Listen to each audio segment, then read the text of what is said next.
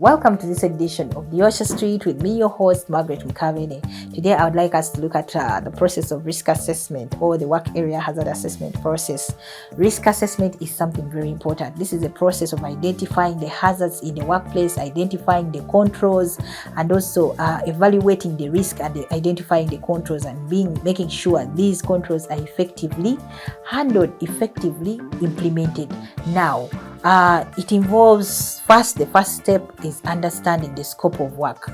You cannot know the hazards that are related to your job if you do not understand the scope of work. I would like us to look at what a hazard is. A hazard is anything or a situation that has the potential to cause harm to you or to cause damage to the environment or to property. Now, you cannot have the skill to identify the hazards if you do not know the scope of work that you're going to do. When you know the scope of work, you'll be able to know the hazards that you're going to encounter. Then we look at, after identifying the hazards that we're going to encounter, we look at also finding the control, or rather evaluating the risk. Okay, the level of risk, how big is it? When you evaluate the level of risk, now you're able to do what we call a work method statement. You're able to do what we call a job hazard environmental analysis, and from there you are able to have the controls in place that are necessary for this activity that you're going to be doing.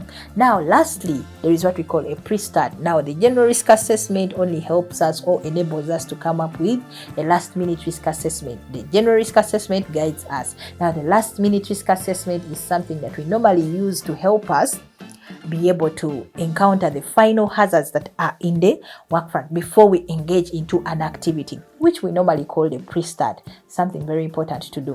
Why do we encourage all these? To enable us to handle any surprise hazards in case of any issues that would come up. Then also you are able to mitigate any risks before they happen to you. It saves costs because you're able to know and plan better. It enables you to do your budget allocation very effectively. From the risk assessment, you will know what is supposed to be spent on the safety implementation.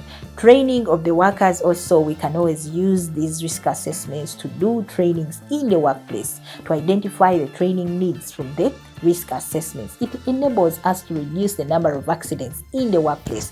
Something very important you've got to think about as an employer. Even for compliance, we always present these documents in case it's a legal issue, legal suit, insurance premiums. We use these documents to help us to defend ourselves.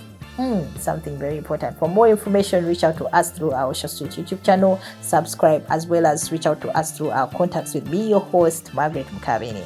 See you next time. Stay safe.